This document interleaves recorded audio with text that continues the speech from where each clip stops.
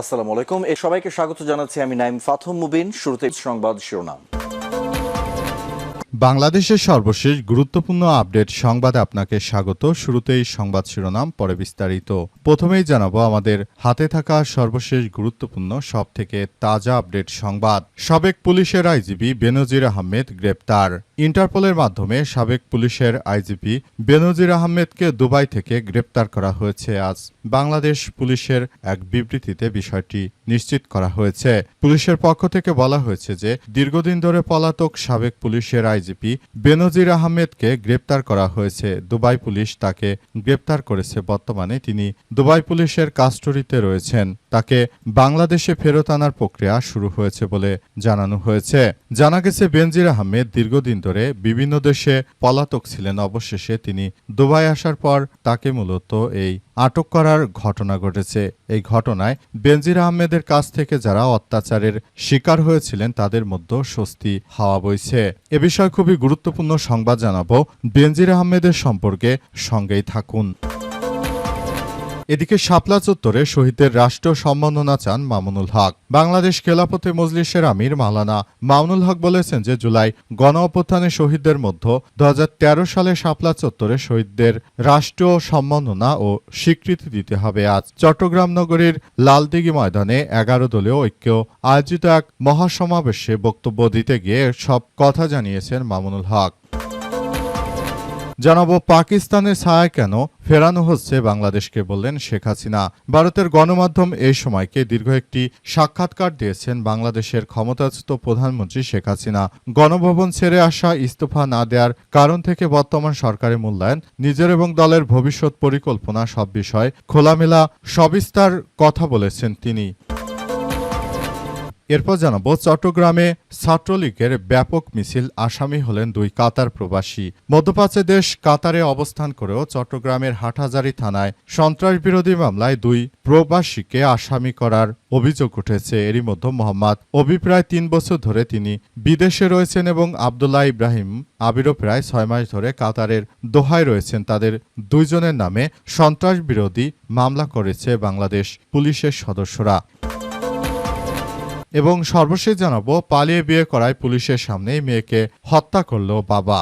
উত্তরপ্রদেশের বান্দা জেলায় নিজের পছন্দের মানুষকে বিয়ে করার অপরাধে থানা চত্বরের ভেতরেই বাবা মায়ের নৃশংস হামলার শিকার হয়ে এক তরুণীর মৃত্যু হয়েছে। স্বামীর কাছে ফিরে যাওয়ার সিদ্ধান্তে অটল থাকার কারণে জন্মদাতা পিতা ক্ষিপ্ত হয়ে মেয়ের উপর প্রাণঘাতী হামলা চালায়। 19 বছর বয়সী তরুণী শিবানী তার স্বামীর সঙ্গে চলে যেতে চেয়েছিল, কিন্তু তার বাবা পুলিশের সামনেই তাকে প্রাণঘাতী হামলা করে হত্যা করে। প্রিয় দর্শক, এতক্ষণ শুনছিলেন সংবাদ শিরোনাম, এবারে বিস্তারিত। তবে তার আগে বন্ধুরা অনুরোধ থাকবে এই সংবাদটিতে একটি লাইক দিন।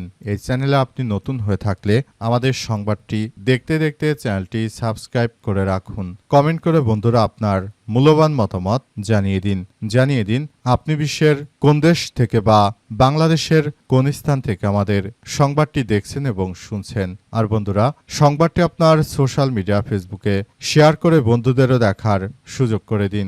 আজকের এই সংবাদ সম্পর্কে আপনার মূল্যবান মতামত কমেন্ট বক্সে কমেন্ট করে জানিয়ে দিন। গাজা যুদ্ধে আপনি যদি নিরীহ ফিলিস্তিনিদের ভালোবেসে থাকেন বন্ধুরা, কমেন্টের মাধ্যমে সারা বিশ্বকে আমাদের এই তাজা আপডেটটি দেখার সুযোগ করে দিন। এবারে বিস্তারিত।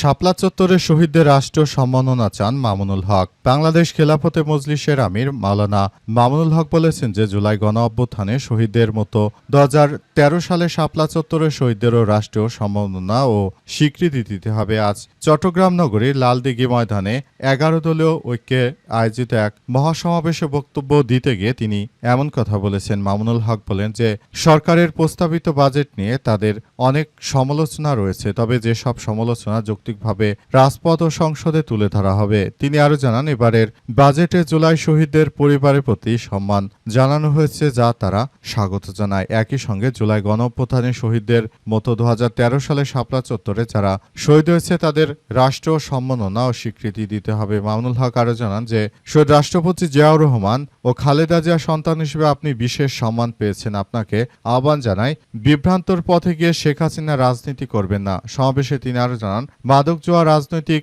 অনৈতিক কর্মকাণ্ড বন্ধে কার্যকর পদক্ষেপ গ্রহণ করতে হবে। আপনি যদি আমাদের মনের পালস বুঝতে না পারেন, আমাদের প্রিয় বিএনপির জায়গা থেকে আসলে আপনি খুব তাড়াতাড়ি সরে যাবেন।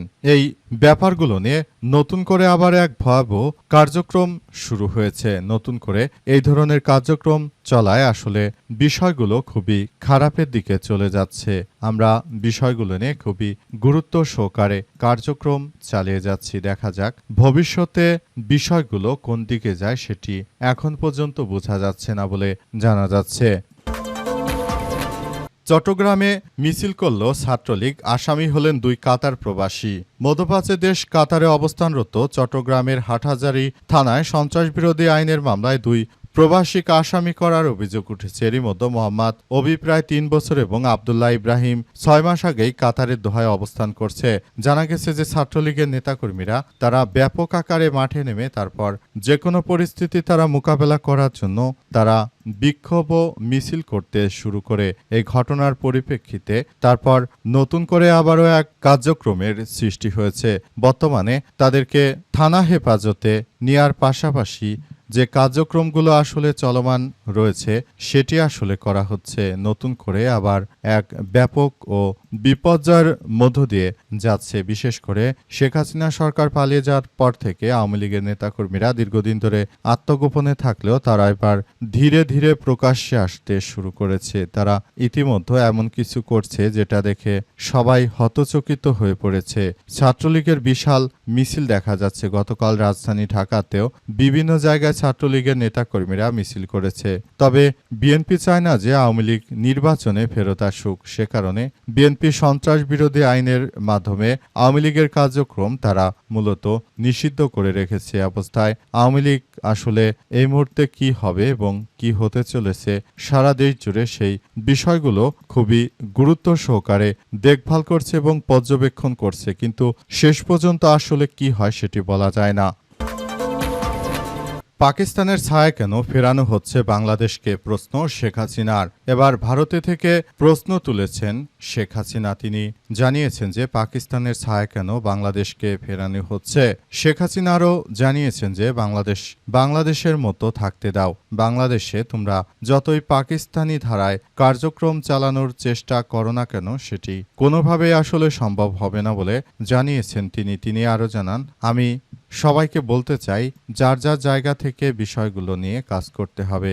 যদি এই ধরনের কার্যক্রম চলতে থাকে তাহলে ভবিষ্যতে আমাদের সবাইকে আরও বেশি বিপর্যয়ের মুখে পড়তে হতে পারে বলে জানান তিনি। অতএব বিষয়গুলো নিয়ে সবাই অনেক বেশি হতচকিত হয়ে উঠেছে। আমরা বলতে চাই যে এখন থেকে এই বিষয়গুলো খুবই সুন্দরভাবে পরিচালিত করতে হবে এবং এই বিষয়গুলো নিয়ে আমরা সবাই একসঙ্গে কার্যক্রম চালাবো বলে জানান তিনি। তিনি আরও জানান, তাই বাংলাদেশটাকে সুন্দরভাবে গড়ে তোলার মধ্য দিয়ে মূলত আমাদের সবাইকে এগিয়ে যেতে হবে। নতুন করে আমরা বাংলাদেশটাকে গড়ব আবার যখন আমরা দেশে ফিরতে পারবো বলে মনে করেন প্রধানমন্ত্রী শেখ হাসিনা। সাবেক এই প্রধানমন্ত্রী আরও জানিয়েছেন যে বাংলাদেশকে সুন্দরভাবে গড়ে তোলার মধ্য দিয়ে আমরা মূলত আবার দেশটাকে সুন্দর একটি পর্যায়ে নিয়ে যেতে চাই। যারা বাংলাদেশে রয়েছেন, যারা দেশটাকে ভালোবাসেন, তাদেরকে বলতে চাই আপনারা পাকিস্তানের ভাবাদর্শে না গিয়ে বরং আপনারা আওয়ামী লীগের জন্য অপেক্ষা করুন, আওয়ামী লীগের জন্য কাজ করুন। আওয়ামী লীগ একসময় আপনাদেরকে মূল্যায়ন করবে বলে জানিয়েছেন প্রধানমন্ত্রী শেখ হাসিনা। সাবেক পুলিশের আইজিপি বেনজির আহমেদ গ্রেপ্তার। এইমাত্র দুবাই থেকে সাবেক পুলিশের মহাপরিদর্শক আইজিপি বেনজির আহমেদকে গ্রেপ্তার করেছে দুবাইয়ের পুলিশ। দুর্নীতি দমন কমিশন দুদকের মামলায় ইন্টারপোলের সহযোগিতায় তাকে গ্রেপ্তার করেছে দুবাই পুলিশ। আজ পুলিশ সদর দপ্তরে এক ঊর্ধ্বতন কর্মকর্তা এই তথ্য নিশ্চিত করেছেন। বর্তমানে বেনজির আহমেদ দুবাই পুলিশের হেফাজতে রয়েছে। তাকে ফিরে আনার জন্য প্রয়োজনীয় আইনি প্রক্রিয়া শুরু করবে দুদক। দুদকের সূত্র থেকে জানা গেছে 2024 সালের 15 ডিসেম্বর বেনজির আহমেদের বিরুদ্ধে অবৈধ সম্পদ অর্জন, সম্পদের হিসাব গোপন রাখা, অর্থ পাচারের অভিযোগে মামলা করা হয়। 2026 সালের 8 মার্চ ঢাকার একটি আদালতে বেনজির আহমেদের বিরুদ্ধে গ্রেপ্তারি পরোয়ানা জারি করা হয়। সময় তাকে বিদেশে অবস্থানরত উল্লেখ করে ইন্টারপোলের মাধ্যমে পরোয়ানা কার্যকরের নির্দেশ দেওয়া হয়। এর পরিপ্রেক্ষিতে গ্রেপ্তার করা হয়েছে দুবাইয়ে বেনজির আহমেদকে। এর আগে বেনজির আহমেদ 2020 সালে এপ্রিলে আইজিপির দায়িত্ব পান। 2021 সালে ডিসেম্বরে মানবাধিকার মানবাধিকার লঙ্ঘনের অভিযোগে যুক্তরাষ্ট্র এই বেনজিরের বিরুদ্ধে নিষেধাজ্ঞা দিয়েছিল। তৎকালীন তিনি র্যাবের প্রধান হিসেবে দায়িত্ব পালন করছিলেন। এরপর তিনি গোয়েন্দা প্রধান হিসেবে দায়িত্ব পালন করেছেন। অবশেষে বেনজিরকে আটক করল দুবাই পুলিশ। এই ঘটনায় এখন পরিস্থিতি থমথমে অবস্থা বিরাজ করছে। বেনজিরের মতো একজন কুখ্যাত সন্ত্রাসীকে আটক করার ঘটনায় সারা বাংলাদেশের, বিশেষ করে যারা নির্যাতনের শিকার হয়েছে সেসব পরিবারের সদস্যরা ইতিমধ্যেই তারা আনন্দ মিছিল করতে শুরু করেছে। বেনজিরের মতো কুখ্যাত ব্যক্তিরা তারা এতদিন ধরে আসলে যে কার্যক্রম শুরু করেছে সেই কার্যক্রম আসলে চলমান রয়েছে এবং বেনজিরকে আটক করার বিষয়টি সামনে এসেছে।